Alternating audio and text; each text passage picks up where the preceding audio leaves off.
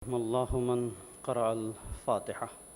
بسم الله الرحمن الرحيم الحمد لله رب العالمين الرحمن الرحيم مالك يوم الدين إياك نعبد وإياك نستعين اهدنا الصراط المستقيم صراط الذين أنعمت عليهم غير المغضوب عليهم ولا الضالين.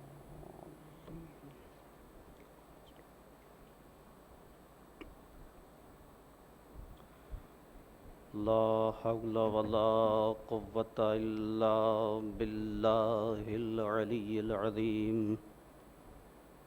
أعوذ بالله من الشيطان اللعين الرجيم. بسم الله الرحمن الرحيم. الحمد لله رب العالمين والصلاة والسلام والتحية والإكرام على النبي الأمي المكي المدني القرشي الهاشمي الأبطحي الرسول المسدد والمحمود الأحمد والمصطفى الأمجد بالقاسم محمد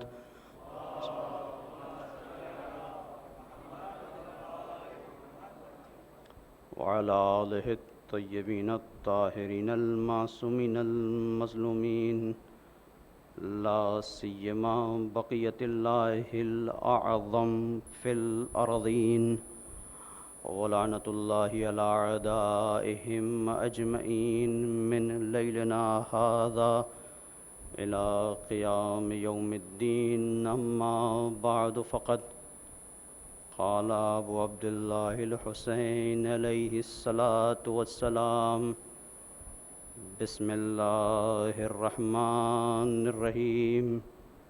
ألا ترون أن الحق لا يعمل به وأن الباطل لا يتناهى عنه ليرغب المؤمن في لقاء ربه حقا حقا فإني لا أرى الموت إلا سعادة والحیات مع الظالمین الا برما.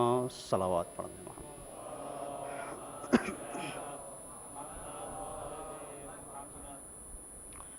ایک جوان ہاسپٹلائز ہیں عباس، اور اس کے علاوہ بھی دیگر جو مومن و مومنات مریض ہیں ان سب کی شفا یابی کے لیے خاص طور پر استاد ڈاکٹر رفیع کی شفا کے لیے آپ حضرات سے گزارش ہے کہ 5 مرتبہ ام یجیب کی تلاوت فرمائیں. بسم اللہ الرحمن الرحیم. امن یجیب المضطر اذا دعاه ويكشف السوء.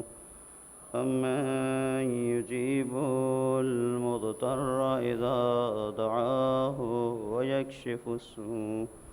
أَمَّن يُجِيبُ الْمُضْطَرَّ إِذَا دَعَاهُ وَيَكْشِفُ السُّوءَ. أَمَّن يُجِيبُ الْمُضْطَرَّ إِذَا دَعَاهُ وَيَكْشِفُ السُّوءَ. أَمَّن يُجِيبُ الْمُضْطَرَّ إِذَا دَعَاهُ وَيَكْشِفُ السُّوءَ. یا اللہ بحق زہرا و ابیہا و بعلہا و بنیہا و سر المستودع فیہا. پروردگار حضرت علی اکبر کی جوانی کا واسطہ اس جوان کو جلد از جلد شفاء کامل اور عاجل عنایت فرما. صلوات پڑھ دیں محمد اور آل محمد پر.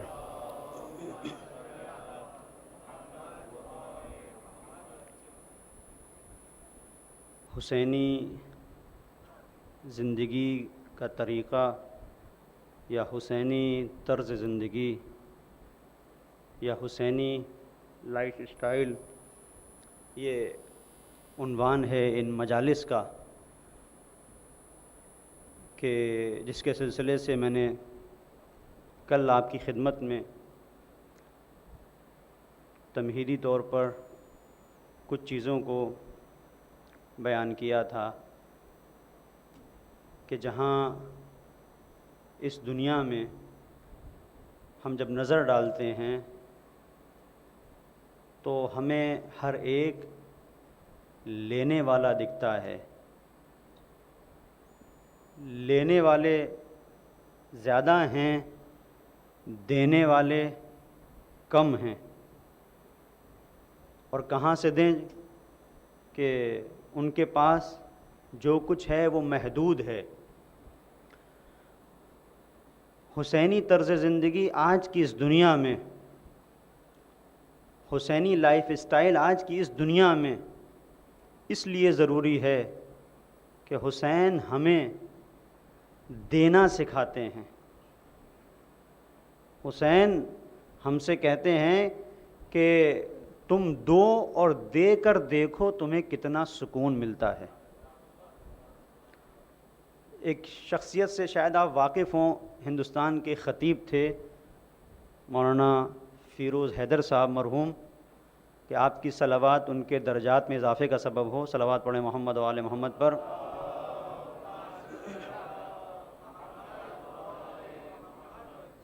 وہ بڑی خوبصورت بات کہا کرتے تھے، آپ میں سے بعض لوگ اگر ان کو سنا ہوگا تو جانتے ہیں، بڑی خوبصورت بات کیا کرتے تھے۔ مجھے یہاں پر ان کی بات یاد آ رہی ہے، کہتے تھے کہ لوگوں کو کھانے میں بہت مزہ آتا ہے، الگ الگ ڈشز ہوں تو کھانے میں کتنا مزہ ہے، اور کھانے کا جس کو جتنا ذائقہ چڑھتا ہے پھر وہ بہت دور تک جاتا ہے سفر کر کے کئی کلومیٹر، بلکہ بعض لوگ تو ادھر سے ادھر سرحدوں کو عبور کر جاتے ہیں، ایک ملک سے دوسرے ملک کے فلاں جگہ پہ کھانا مثلا ایسا ہے، شہروں کو طے کرتے ہیں کہ وہ کھانے کے لیے مل جائے، تو الگ الگ جو ٹیسٹ جہاں پہ لگ جاتا ہے فلاں یہ ریسٹورنٹ تو وہ چیز وہیں پہ ملے گی، تو وہ ٹیسٹ وہاں کا ہے، مخصوص ہے، ایک جوس تو اس کے لیے انسان گھر سے نکلا ہے۔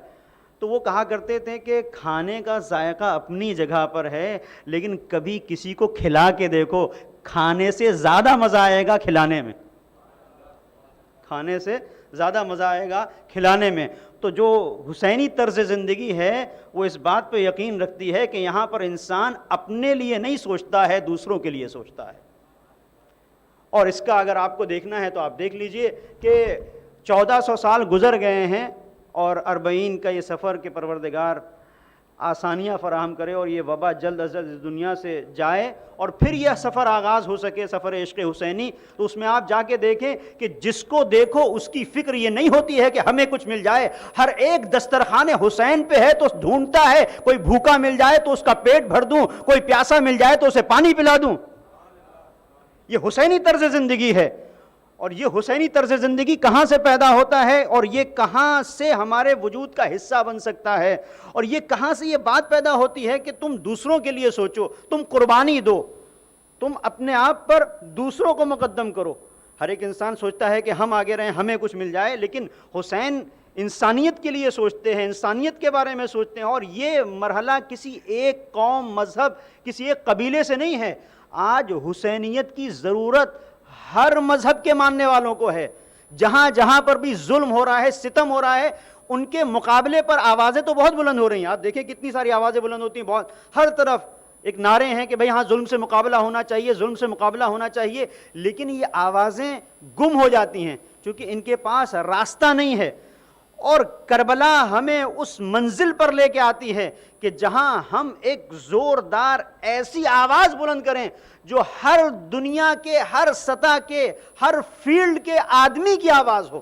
توجہ کیجئے گا، ہر ایک منزل پر۔ کیوں؟ اس لیے کہ کربلا حق کی بات کرتی ہے، حق کی آواز ہے، اور امام حسین علیہ السلام جو نکل رہے ہیں تو آواز دے رہے ہیں الا ترون ان الحق لا يعمل به، کیا تم نہیں دیکھتے کہ حق پر عمل نہیں ہو رہا ہے؟ اس کا مطلب کیا ہے کہ جہاں جہاں پر بھی حق پر عمل نہ ہو رہا ہو تو تم آواز اٹھاؤ، یہ حسینیت کا تم سے تقاضا ہے۔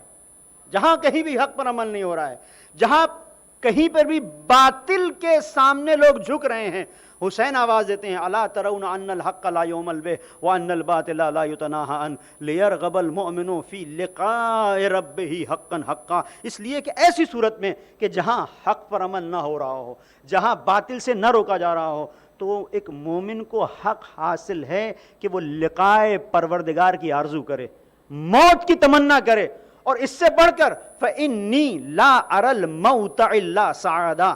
ایسی صورت میں کہ جب حق پر عمل نہ ہو رہا ہو، باطل سے نہ روکا جا رہا ہو، حسین اپنے لیے موت کو کامیابی سمجھتے ہیں۔ انی لا اری الموت الا سعادہ والحیات مع الظالمین الا براما۔ اور جو ظالمین کے ساتھ زندگی ہے، حسین اس زندگی کو اپنے لیے باعث ذلت سمجھتے ہیں.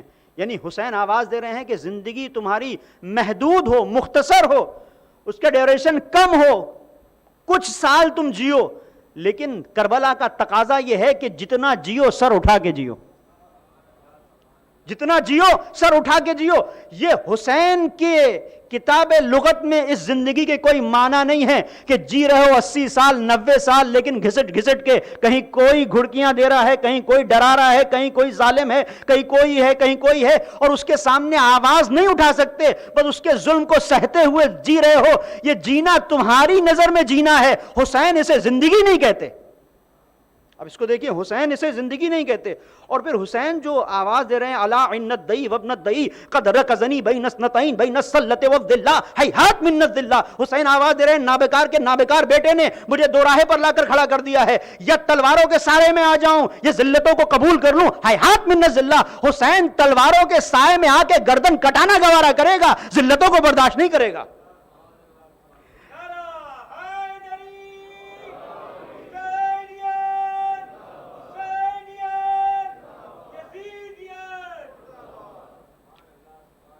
صلوات پڑھ دیں محمد اور آل محمد پر.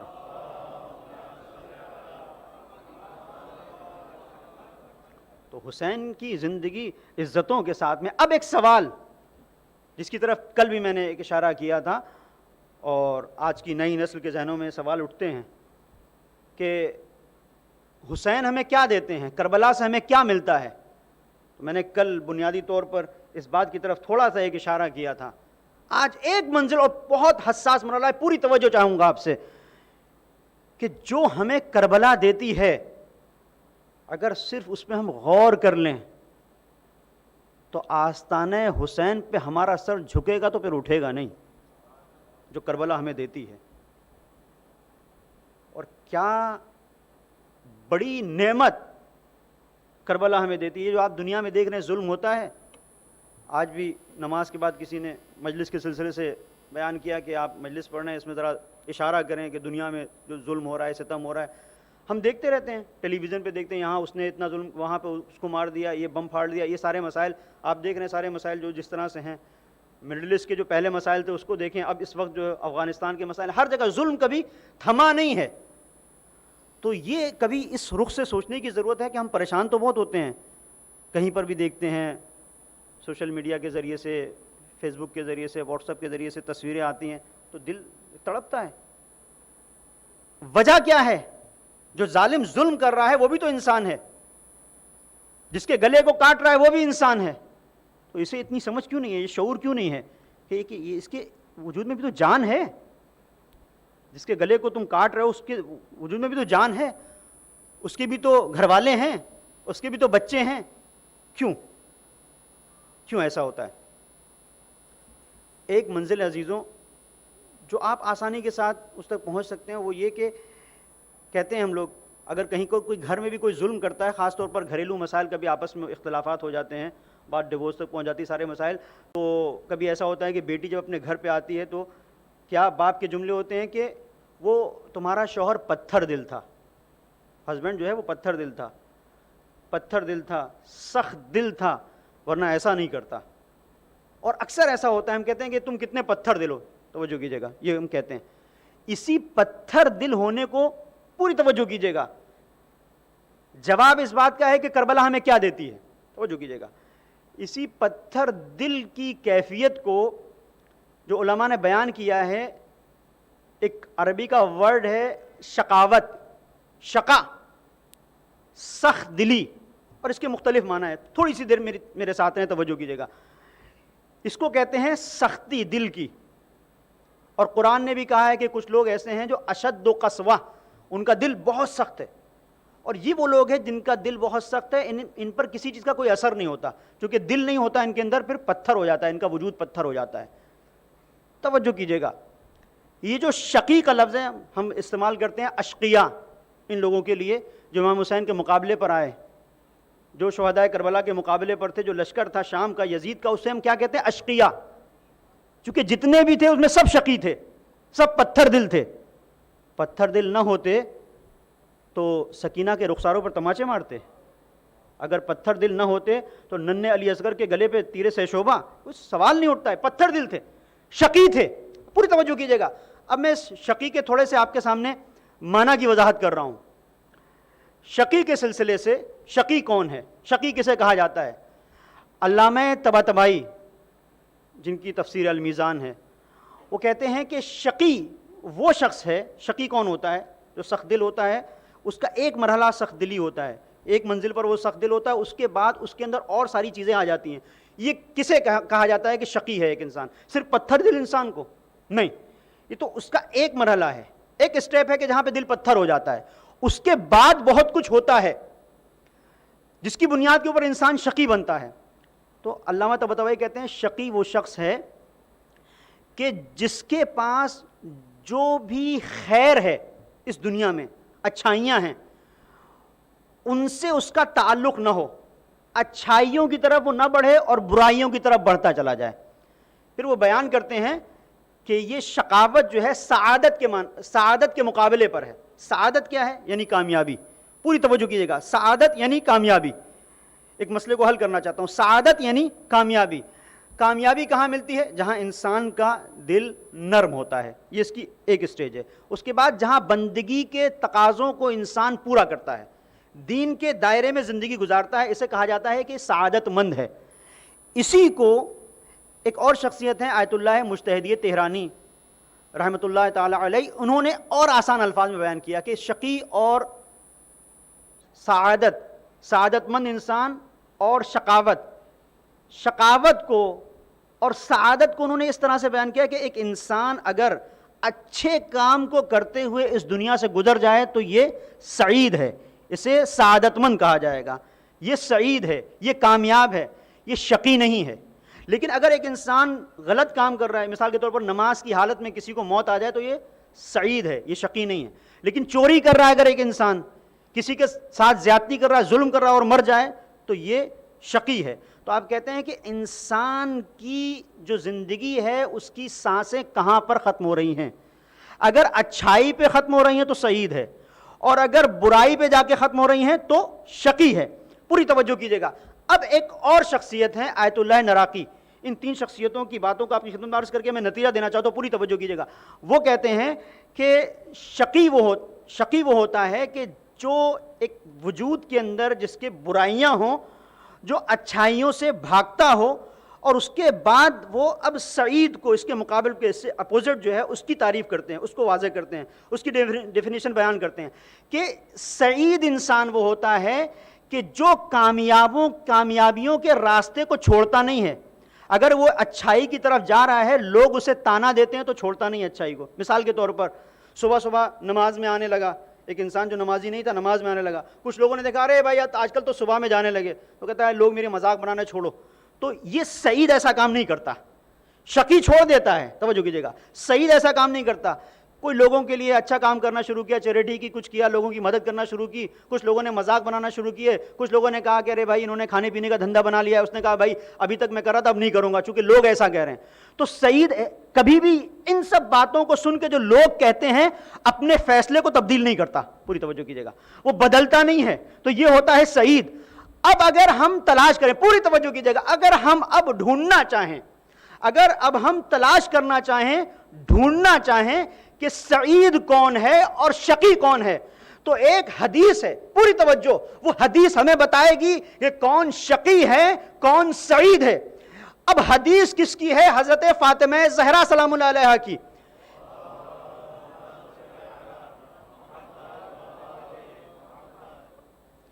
ایک صلوات اور پڑھیں محمد وآل محمد پر.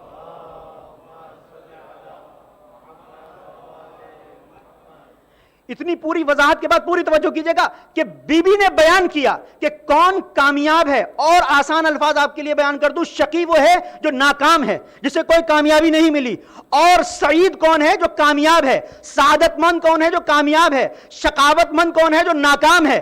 اب بی بی نے کامیابی اور ناکامی کے معیار کو بیان کیا. بی بی آواز دیتی ہیں ان السعید کل السعید حق السعید من احب علیا فی حیاتہ و بعد موتہ ان الشقی کل الشقی حق الشقی من ابغض علیا فی حیاتہ و بعد موتہ. بیان کیا کہ شقاوت کو، بیان کیا کہ سعادت کو چھوٹی چھوٹی چیزوں میں مت ڈھونڈنا. میں ایک معیار بتائے دیتی ہوں، سعید وہ ہے، کامیاب وہ ہے جو علی سے محبت کرے، اور ناکام وہ ہے جو علی سے نفرت کرے.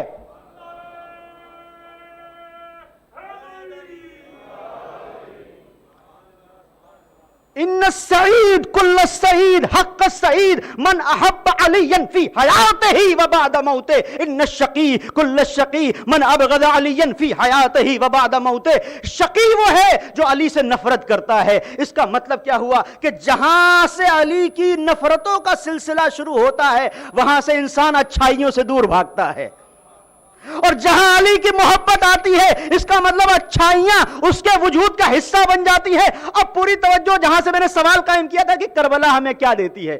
کربلا ہمیں سعادت مند بناتی ہے، ہمیں کامیاب بناتی ہے، ہمیں سعید بناتی ہے، ہمیں شقی بنانے سے روکتی ہے. کیسے مولانا؟ یہ تو ایک نعرے والی بات ہو گئی کہ آپ ایک بات کہہ رہے ہیں، اس کی دلیل کیا ہے؟ دلیل حدیث ہے. حدیث میں معصوم نے اس بات کو بیان کیا کہ شقاوت کہاں سے آتی ہے. ان علامت الشقاء اربعۃ. ہم کیسے پہچانے کہ کوئی انسان شقی ہے؟ توجہ کیجئے گا، کیسے پہچانے کہ ایک انسان یہ شقی ہے؟ ایک منزل تو محبت علی کے ذریعے سے ہم پہچانیں گے، ایک معیار جو بی بی نے دیا. دوسری منزل، کبھی ایسا ہو سکتا ہے کہ محبت کا دعویٰ ہو، حقیقی محبت نہ ہو، کیسے پتا چلے گا؟ کہا عمل سے پتا چلے گا.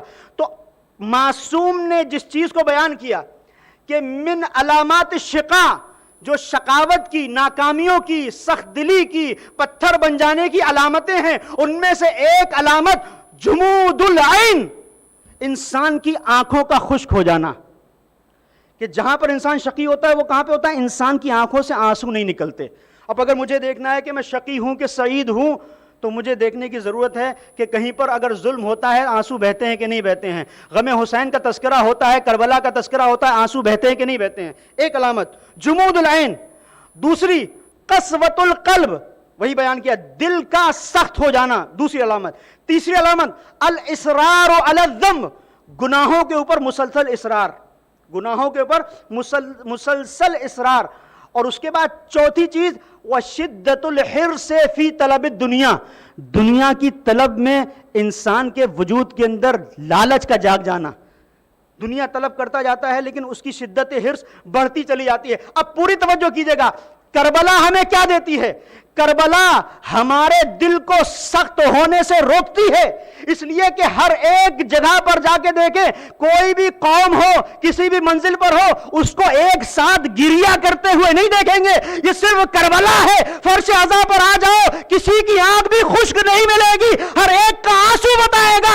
شقی کوئی اور ہوگا. ہم حسین کے درس میں آتے ہیں، حسین کی فرش عزا پر پروان چلتے ہیں، ہمارے آنسو یہ بتا رہے ہیں کہ شقاوتوں سے ہمیں بیر ہے، ہم ظلم کے خلاف ہیں، مظلوم کے ہمراہ ہیں.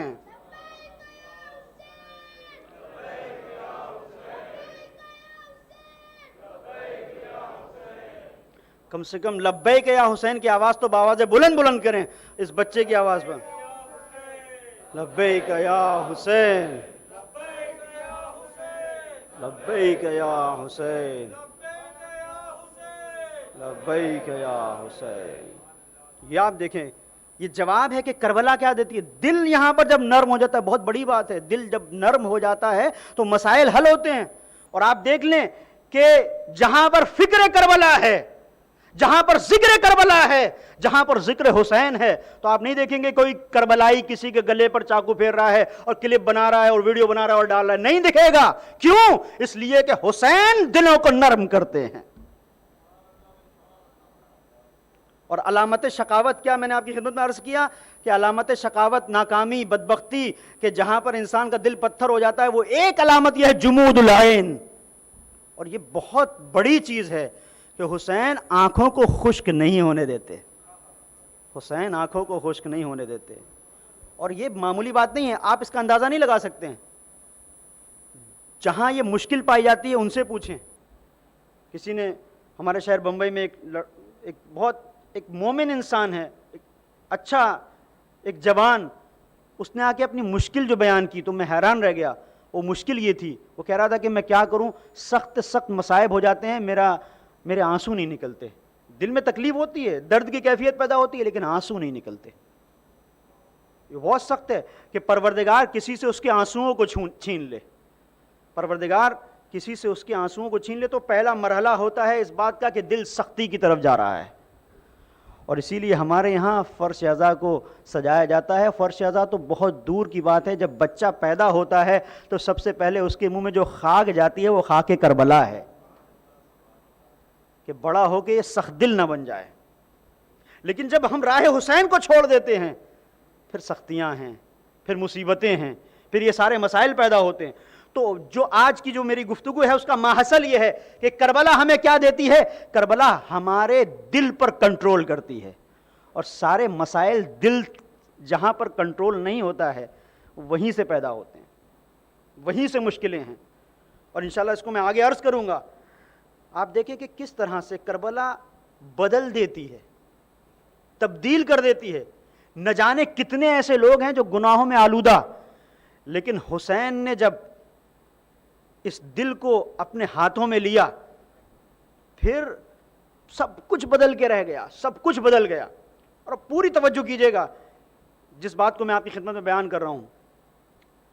ایک شخصیت ہے علی گندابی، اور یہ وہ شخصیت ہے کہ جس کے اوپر باقاعدہ مووی بنی ہے، فلم بنی ہے، اور اتھینٹک ایک یہ واقعہ ہے جو آپ کی خدمت میں عرض کر رہا ہوں۔ جیسے ہمارے یہاں بہت سارے لوگ ہیں شہروں میں، وہ غلط لوگوں کے ساتھ میں اٹھنا بیٹھنا ہوتا ہے، دوستوں کی اچھی گیدرنگ نہیں ہوتی ہے تو بدماشوں کی طرح ہو جاتے ہیں۔ ہر بات کو زور زبردستی، گھر سے شروع ہوتا ہے معاملہ، گھر سے، کبھی ماں کے ساتھ زور زبردستی، کبھی باپ کے ساتھ، اور یہاں سے نکلتے نکلتے پھر وہی چیز محلے میں آ جاتی ہے۔ جب کنٹرول ماں باپ نہیں کرتے ہیں تو اب وہ سمجھتا ہے کہ جس طرح سے ہمارا گھر ہے اس طریقے سے ہمارا محلہ بھی ہے، وہاں پہ بھی ایسے ہی باتیں کرتا ہے، اور جو اس کے سامنے آتا ہے کبھی اس کا سر پھوڑے گا، کبھی ہاتھ توڑے گا، یہ بھائی بن جاتا ہے آج کل کی اس لینگویج میں اگر کہا جائے، جسے بدماش کہا جاتا ہے۔ تو ایسا ہی ایک شخص تھا، توجہ کیجیے گا کہ کس طرح سے حسین جب اپنے ہاتھوں میں دل کو لے لیتے ہیں تو کس طرح سے تبدیل کر دیتے ہیں۔ اسے بیان کرنا ہے کہ کربلا ہمیں کیا دیتی ہے۔ بہت بڑا سرمایہ ہے جو کربلا ہمیں دے رہی ہے، اس کو سمجھنے کی ضرورت ہے، معمولی چیز نہیں ہے۔ یہ کربلا دل کو نرم کرتی ہے، ہمارے آنسوؤں کو خشک نہیں ہونے دیتی کربلا۔ اور جب آنسو خشک نہیں ہوتے ہیں تو انسان اگر گناہوں میں آلودہ ہوتا ہے تو آنسوؤں کے ساتھ رو رو کے جب رب سے دعا کرتا ہے تو عرش الہی کانپتا ہے۔ اگر وہ خاص طور پر کسی کے لیے دعا کر رہا ہو کہ اس نے میرے ساتھ ظلم کیا ہے، اور اس کے لیے حدیث ہے، اور بہت عجیب حدیث ہے کہ ایاک والظلم من لیس لہ ناصرا الا اللہ، اس پر ظلم کرنے سے بچو جس کا خدا کے علاوہ کوئی مددگار نہیں ہے۔ یہ کربلا بتاتی ہے، آپ اس پہ غور کیجئے گا۔ تو ایک جو شخصیت ہے میں آپ کی خدمت میں عرض کر رہا ہوں، علی گندابی ایک شخص تھا جو اسی طرح کے کاموں میں مشغول ہوا کرتا تھا۔ اور چونکہ محرم کا آغاز ہے، پوری توجہ، یہی محرم کا آغاز تھا، محرم کا چاند نمودار ہوا، اور اس نے اس پہ کوئی توجہ، کوئی فکر نہیں کہ کیا ہے، محرم ہے یا کیا ہے، لوگ کالے کپڑے پہنے ہیں، کیوں ہیں، کوئی اپنی انہی سب شرارتوں میں مشغول۔ اپنے دوستوں کو بلایا، شراب کباب یہ سب اس طرح سے۔ ایک ذاکر ہیں شیخ حسن، وہ کہیں مجلس کے لیے ان کا کہیں جانا ہوا تو ایک دیہات میں پہنچے جہاں پر یہ رہتا تھا علی گندابی۔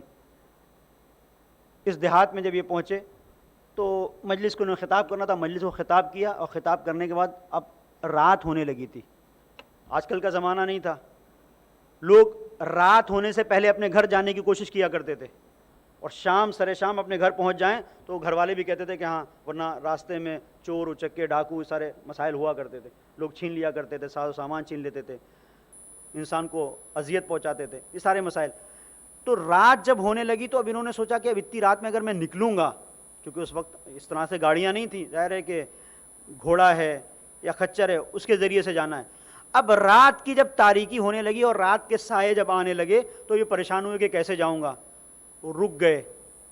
جب رک گئے تو کسی جگہ پر گاؤں میں چل رہے تھے کہ علی گندابی نے ان کو دیکھ لیا، کہا وہیں ٹھہر جاؤ جہاں پر تم ہو۔ کون ہو تم؟ بتایا کہ میں ذاکر حسین ہوں۔ حسین کا ذکر کرتا ہوں. اب سنیں, یہ کبھی کبھی آج کی اس دنیا میں بھی اسی فرش ازا پر تربیت پانے والے جب ذرا سا ذہنی طور پر کہیں ایسی جگہ پہ پہنچ جاتے ہیں جو دنیا کو نہیں دیکھا ہے تو مسائل کا شکار ہو جاتے ہیں. وہی ساری باتیں کرتے ہیں جو منحرف لوگ کیا کرتے ہیں. کیا اس نے کہا کہ کیا تم مجلس کرتے ہو, صبح مجلس, شام مجلس, آج مجلس, کل مجلس, یہ کیا مجلس ہے؟ تو ایک مرتبہ اس ذاکر حسین نے سر کو جھکا کے کہا کہ علی گندابی تمہیں پتہ نہیں کہ محرم کا چاند نمودار ہو گیا ہے, محرم کا چاند نکل گیا ہے. اور اس انداز سے کہا کہ اچانک اس کے دل کے اندر ایک کیفیت آئی, سر کو جھکا لیا. جھکانے کے بعد زار و زار آنکھوں سے آنسو, افسوس, محرم کا چاند نکل آیا, میں نے اپنے گناہوں کو نہیں چھوڑا, میں جس طرح سے بدماشی کر رہا ہوں اسی طرح سے کر رہا ہوں, مجھے خبر بھی نہیں ہے, اتنی تاریکی میں چلا گیا میں, اتنا آلودہ ہو گیا, اتنا نجس ہو گیا میں. کہتے ہیں کہ نقل کیا ہے اس واقعے کو, جو تفسیر المیزان کا جو جنہوں نے ترجمہ کیا ہے محمد باقر موسوی, انہوں نے بھی نقل کیا ہے اس کو. توجہ کیجئے گا آپ. اب یہاں پر ملتا ہے کہ اس نے ہاتھوں کو جوڑا اور ان سے کہا کہ شیخ حسن بعد میں جانا, جہاں پر بھی تمہیں جانا ہو, پہلے ذکر حسین کی مجلس میرے سامنے ہو, پہلے ذکر حسین کی مجلس. کہتے ہیں کہ تمہیں مجلس پڑھنا ہوگی. کہا کہ سامعین نہیں ہے, کہا میں اکیلا ہوں, میرے لیے پڑھو. ذاکر نے مجلس پڑھنا شروع کی, مصائب, ہاتھوں کو جوڑا, مصائب باب الحوائج قمر بنی ہاشم حضرت عباس کے پڑھو, حضرت عباس کے مصائب. کہا وہ پڑھو مصائب کہ جہاں عباس علم لے کے گئے اور واپس نہ آئے. کہا وہ مصائب پڑھو, وہ مصائب اور گریے کی آوازیں بلند علی گندابی کی. اس کے بعد زار و قطار روتے روتے ہاتھوں کو جوڑ کے ذاکر سے کہتا ہے کہ ذاکر یہاں میرے ساتھ کھڑے ہو جاؤ, نجف کا رخ کرو. میری زبان گناہوں میں آلودہ ہے, میں نے بہت گناہ کیے ہیں, لیکن تم نے ذکر حسین کیا ہے, نجف کا رخ کرو اور مولا سے کہو کہ اب علی گندابی بدل گیا ہے, حسین نے اسے بدل دیا ہے. اب زندگی میں نے فیصلہ کر لیا ہے کہ جو غلطیاں کی تھیں اب اسے انجام نہیں دوں گا, میں توبہ کر کے آپ کے در پہ واپس آ رہا ہوں, میرے لیے دعا کرو. تو کہتے ہیں کہ میں نے دعا کی. اس کے بعد کہتے ہیں کہ جب صبح ہوئی اور میں آیا تو میں نے سوچا کہ لوگوں سے بتاؤں کہ وہ جو علی گندابی جو بدماش تھا, آج ذکر حسین کی دولت کے سبب وہ تبدیل ہو گیا, بدل گیا, حر کی طرح ہو گیا, آزاد ہو گیا. ابھی تک غلام تھا, اب آزاد ہو گیا. تو کہتے ہیں میں نے لوگوں کو جمع کیا اور لوگوں سے بیان کرنا شروع کیا کہ دیکھو یہ علی گندابی کتنا اس طرح سے بدماشی کیا کرتا تھا, کتنا برا انسان تھا, اچھا انسان ہو گیا. چلو اس کے گھر پہ چلتے ہیں, اس کو مبارکباد دیتے ہیں کہ تم نے بہت اچھا کیا. گھر پہ پہنچے, گھر پہ دق الباب کیا تو اب کوئی آواز نہیں آئی. زوجہ دروازے کی آڑ میں آ کے پوچھتی کیا ہے؟ کہا کہ میں ذاکر حسین ہوں اور اس طرح سے علی گندابی سے ملنے کے لیے لوگ آئے ہیں. بہت سارے لوگ اس دیہات کے تھے کہ مبارکباد پیش کریں کہ تم اچھے انسان بن گئے ہو. کہا لیکن علی گندابی تو ہے نہیں, کہاں گیا؟ کہا کہ مجھے کچھ نہیں معلوم کہ کہاں گیا, لیکن اس نے کہا کہ کچھ میرے کپڑے تیار کر دو. اور کپڑے تیار کرنے کے بعد جب وہ جانے لگا تو میں نے اس سے اتنا پوچھا تھا کہ تمہارا کہاں کا سفر ہے؟ تو اس نے جواب دیا تھا کہ حسین کے علاوہ میری کون سی پناہ گاہ ہے جہاں میں جاؤں گا؟ یہ صرف حسین ہے, حسین کے علاوہ کون سی پناہ گاہ ہے کہ جہاں میں جاؤں گا؟ اور اس کے بعد کی کیفیت عزیزوں, اس منزل کو آپ دیکھیں, اس کے بعد کی کیفیت کے بہت مختصر کر رہا ہوں. پہنچا حرم امیر المومنین میں, کربلا کے بعد, کربلا میں کچھ دن رہا, اس کے بعد حرم امیر المومنین میں مرزا شیرازی نماز پڑھایا کرتے تھے. تو اب اس میں اس واقعے کے اندر ملتا ہے کہ مرزا شیرازی کے ساتھ ساتھ ہمراہ جو شخص ہمیشہ ساتھ ساتھ دکھتا تھا یہی علی گندابی تھا, ساتھ ساتھ رہتا تھا ہر وقت. یہاں تک کہ اگر کبھی دیر ہو جاتی تھی تو مرزا شیرازی اس کا انتظار کرتے تھے کہ آ جائے. ایک بار ایسا ہوا کہ نماز پڑھ رہا تھا اور نماز کے بیچ میں ایسا ہوا کہ کسی کا انتقال ہو گیا تھا, تو کچھ لوگ آئے اور آنے کے بعد انہوں نے کہا مرزا شیرازی کسی کی نماز جنازہ پڑھانی ہے تو آپ پڑھا دیں گے؟ انہوں نے کہا ایسا ہے, یہ بین الصلاتین, دو نمازوں کے درمیان جو وقفہ ہے اس میں پڑھا دوں گا. کہا قبر وغیرہ بالکل تیار ہے. کہا مشکل نہیں ہے, میں ظہر کی نماز پڑھتا ہوں, اس کے بعد میں نماز جنازہ اس کی پڑھا دوں گا جو بھی شخص ہے. اب توجہ کیجئے گا, اس منزل پر جب ظہر کی نماز ختم ہوئی ہے, جہاں پر ظہر کی نماز ختم ہوئی تو ظاہراً کسی عالم دین کا جنازہ تھا. لوگوں نے جب جنازے کو اتارنا چاہا اور کہ لے کے آئیں اور نماز جنازہ کے لیے آمادہ کریں, رکھیں, تو اس وقت انہوں نے دیکھا کہ حرکت ہوئی. جب کچھ حرکت ہوئی تو محسوس کیا کہ گویا دوبارہ سے ان کے وجود کے اندر زندگی آ گئی ہے. تو کہا کہ ارے یہ تو زندہ ہیں. تو تو بہرحال سب نے صلوات بھیجی اور درود چلے، بہت اچھا ہوا کہ یہ زندہ ہیں، مرے نہیں ہیں، بہت اچھی بات ہے. لیکن قبر چونکہ کھد چکی تھی، توجہ کیجیے گا، قبر چونکہ کھد چکی تھی تو لوگوں نے کہا کہ قبر بند کر دیں. تو مرزا شیرازی نے کہا نہیں، خدا کی کوئی مصلحت ہے، مجھے عصر کی نماز پڑھ لینے دو. عصر کی نماز ادھر ختم ہوئی اور علی گندابی کا سر سجدے میں ہے. اب جو اٹھ کے دیکھا، ہلایا شانے کو، تو اب علی گندابی اس دنیا میں نہیں ہے. مرزا شیرازی نے کیا کہا تمہیں پتہ علی گندابی نے کیا اس سجدے میں سر کو رکھ کے کہا؟ سر کو سجدے میں رکھ کے علی گندابی نے کہا کہ مولا امیر المومنین، کیا ایسا ہو سکتا ہے کہ میں نے آپ کے بیٹے کا غم منایا ہے، آپ کے بیٹے کی وجہ سے اپنی زندگی کی ڈگر کو میں نے بدل دیا، کیا مولا ایسا ہو سکتا ہے کہ آپ کے جوار میں مجھے دفن ہونا نصیب ہو جائے؟ اور اسی بات پر مولا نے اجابت کی اس کی دعا، اور سر کو سجدے سے جب اٹھایا گیا تو اب علی گندابی کی روح پرواز کر چکی تھی. تو اس طرح سے حسین لوگوں کو بدل دیتے ہیں. اس طرح سے جب لوگ آتے ہیں در حسین پر تو حسین کس طرح سے انہیں حر بنا دیتے ہیں، کس طرح سے حسین انسان کو اس منزل پر لے کے چلے جاتے ہیں کہ جہاں انسان آلودگیوں سے نکل کر پاکیزہ بن جاتا ہے. عزیزوں، میں نے آپ کی زحمت کو ختم کر دیا. یہی حسین کربلا کی طرف رواں دواں تھے اور یہی آج کی تاریخ تھی. عزیزو، 2 محرم کو حسین کربلا پہنچے ہیں. آج پہلی محرم کی تاریخ گزر گئی. کل کا جو مرحلہ ہے اور جو صبح آئے گی وہ منزل ہے کہ حسین نے زمین کربلا پہ قدم رکھا ہے. ہم تو کہہ رہے ہیں کہ زمین کربلا پہ قدم رکھا ہے، لیکن کوئی زینب کے دل سے پوچھے، کوئی ام کلثوم کے دل سے پوچھے، کوئی رباب کے دل سے پوچھے، کوئی ام لیلا کے دل سے پوچھے، کوئی ام فروا سے پوچھے کہ کربلا کی زمین پر جب قدم پہنچے ہیں تو کیسا احساس ہوا ہے. ہاں عزیزوں، حسین چل رہے ہیں کربلا کی منزلوں میں، نزدیک ہو رہے ہیں کہ ایک مقام پر رہوار چلتے چلتے رک گیا، رہوار ٹھہر گیا. حسین نے گھوڑوں کو بدلنا چاہا لیکن کوئی رہوار آگے نہیں بڑھتا. تو اس منزل پر لوگوں کو بلایا کہ اس علاقے کے لوگوں کو بلایا جائے، اس قریے کے لوگوں کو بلایا جائے. اب جو بلایا، جو ایک بوڑھا شخص تھا، اس نے آ کے امام علیہ السلام کے سامنے ہاتھوں کو جوڑا، مولا فرمائیے. کہا یہ کون سی جگہ ہے جہاں ہم آئے ہیں؟ رہوار آگے نہیں بڑھتا، یہ کون سی جگہ ہے، یہ کہاں ہم آ گئے؟ تو اس نے آواز دی، مولا یقال لہا نینوا، اور بھی کوئی نام ہے، یقال لہا شاط الفرات. مولا اسے نینوا کہتے ہیں، مولا اسے شاط الفرات کہتے ہیں. یقال لہا غازریہ، اسے غازریہ بھی کہا جاتا ہے. اور بھی کوئی نام ہے. ایک مرتبہ سر کو جھکا کے کہا یقال لہا کرب و بلا، اسے کرب و بلا بھی کہتے ہیں. آواز دی سر کو جھکا کے امام حسین نے، اعوذ باللہ من کرب و بلا، ہاں ہونا محل قتالنا، ہاں ہونا مسفک دمائنا. یہی وہ جگہ ہے کہ جہاں حسین کا خون بہے گا، یہی وہ جگہ ہے جہاں پہ زہرا کا چمن اجڑ جائے گا. اس منزل پر عزیزو ایک نفسیاتی بات کہہ رہا ہوں. آپ دیکھیں کہ امام حسین کو تو پتا ہے نا کہ کس جگہ پر آ رہے ہیں. کربلا کی سرزمین حسین واقف ہیں، بچپن سے سنتے آئے ہیں کہ کربلا میں شہید ہونا ہے. وعدہ کیا ہے حسین نے اپنے نانا سے کہ آپ کے دین کو بچاؤں گا قربان ہو کر. لیکن یہ بار بار حسین اس طرح سے کیوں پوچھ رہے تھے؟ کیا حسین کو نہیں پتا تھا؟ عزیزو، ایک منزل ہے. جب کبھی ہم نے دیکھا ہے آج بھی اس دنیا میں کہیں کوئی بڑا حادثہ ہوتا ہے، کسی کا جوان بیٹا مر جائے، اگر کسی کا جوان بیٹا مر جائے تو باپ کو فوراً خبر نہیں سنا دیتے ہیں کہ تمہارا جوان بیٹا مر گیا. نہیں، آہستہ آہستہ ٹھہر ٹھہر کے خبر دی جاتی ہے. عزیزو، کسی کا کوئی عزیز دوست اس دنیا سے چلا جائے فوراً نہیں کہا جاتا، آہستہ آہستہ. شاید حسین سوچ رہے ہوں کہ زینب کربلا میں آئی ہے اور میرے بعد تنہائیوں کا سفر زینب کو کرنا ہے.